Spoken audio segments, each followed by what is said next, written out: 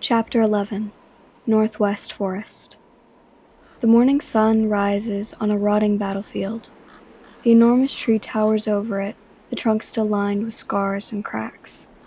The sight of this is deemed too much for the 10 surviving members, and instead they take residence in the forest between the ocean and where their temple once stood. 1 sage, 2 battle lords, 3 paladins, 2 master mages, and an apprentice. Corla stands next to the paladin, holding her good hand as the survivors talk among one another. Her other hand has been wrapped in found linen. Paladin, what's going to happen to us? Corla looks up to Tauret with bloodshot eyes. She has no answer to this.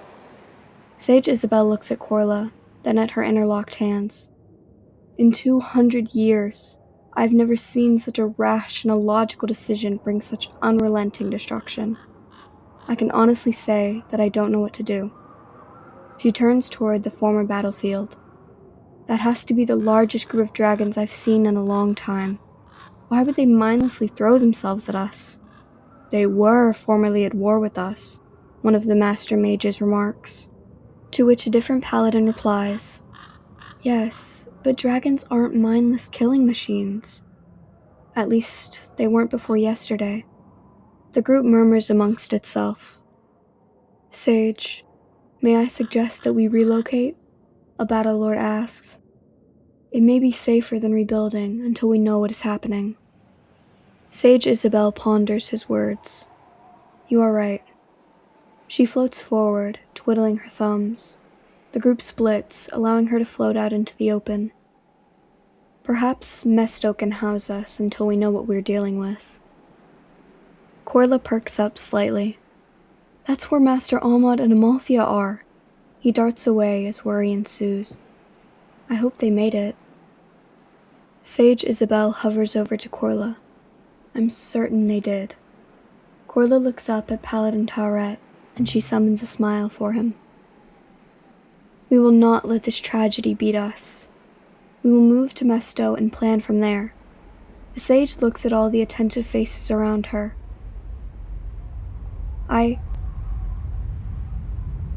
Spirits are cut off when the ground begins to shake once more. Corla grabs onto Tauret as she raises her hand, making her staff and armor appear.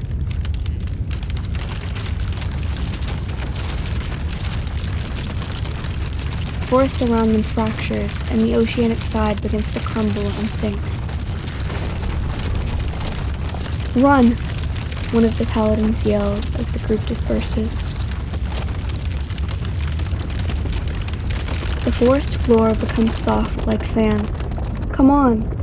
Paladin Tauret drops her staff, grabs Corla's hand, and runs through the crashing brush and spitting dirt.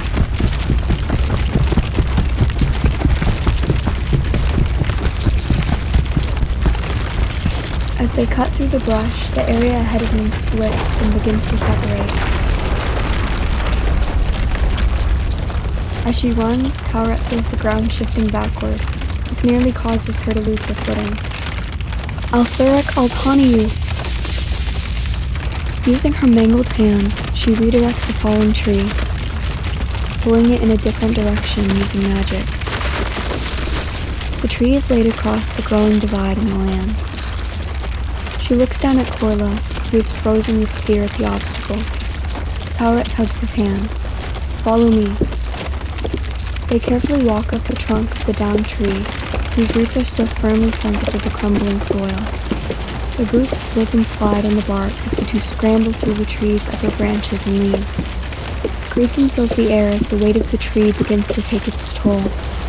They reach the other side of the divide, which is now nearly the full length of the tree. Tauret hops on the land once more, and suddenly Corla feels the weightlessness of falling.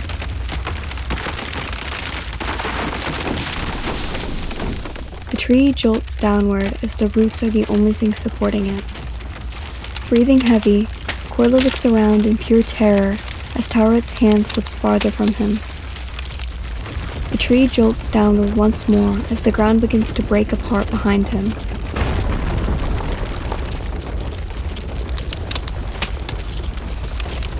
He grips the tree tightly as his ears begin ringing and his vision begins to go dark.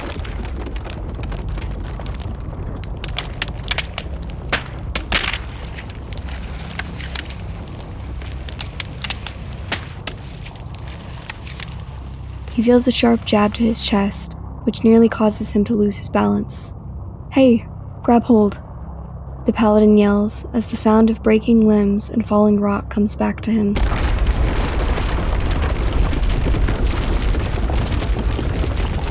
Korla looks down and sees the bottom end of a bladed staff pointed at him. "Grab it now, Korla." He grabs onto the bottom end of her staff and attempts to walk forward, but is too frightened. Tears roll down his face as he yells, "I can't do it, The boom of the soil breaking is deafening as everything around Korla falls. The only sound he can hear is Tawret screaming, "Hold on." He and the bladed staff both slap against the new cliffside, now entirely supported by the grip of the paladin. She groans from her mangled hand, which is supporting her body and Korla. The hand crackles and pops, sinking into the soft ground as she pulls Korla up and into her arms. A moment of rest before the ground shifts again. The shaking apprentice hugs Tawret tightly. As soon as the ground begins to move below her, Tawret rolls to her feet. The ground begins dissolving and crumbling as she steps off into a dead sprint toward the former battleground, carrying Korla in her arms. On weary legs, the paladin runs full speed down what is left of a pathway as it cracks ahead of them. Finally, out of the former forest, she runs through the graveyard of people and dragons that was once her home, eventually stopping on the other side. She collapses from fatigue, dropping Korla on the ground. Tawret lies on her knees, holding her forearm and hand tightly. She shakes as wave after wave of pain washes over her.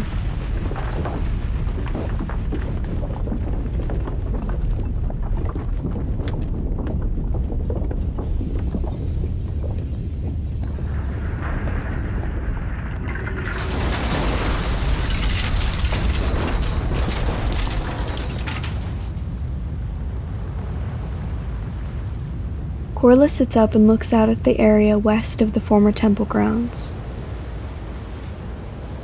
It and the tree that held the temple have now collapsed into the ocean amid a thunderous booming noise.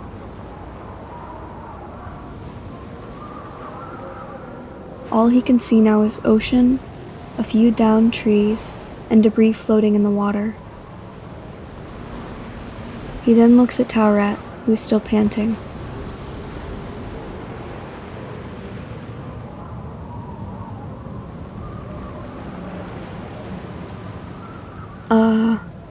Are you okay? He asks as the fear of losing her overcomes him. She pulls off her helmet, revealing pale blue hair tied up in a bun. Sweat pours down her face as she rolls over onto her back, then lays her head down against the collar plate of her armor. Tawret's breath has now changed to slow and heavy. Between gasps, she speaks. "I need water." Korla stands up as he looks at the place where his home once stood. "I'll be right back, okay?" Korla says. He then runs into the remaining wreckage. He tries not to focus on the faces he once knew, and steps only on the stone or the ground.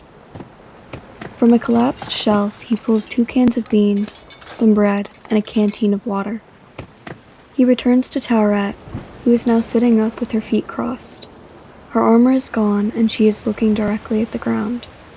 "Here, and drink this," Korla says as he hands her the bread and canteen.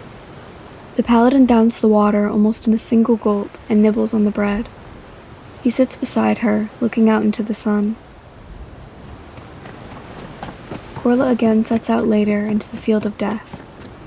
He is not searching for food. Instead, he calls out for any survivors. He runs as far as the ocean and yells with a broken voice for any survivors. He is met only with the sound of water crashing against the trees and the broken remains of the sidewalks. Korla turns around and sees the wyvern off in the distance.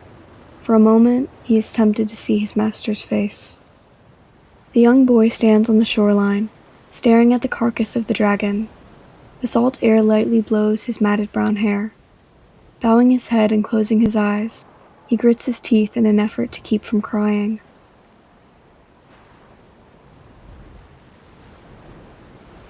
"40 minutes pass before he returns to Taweret.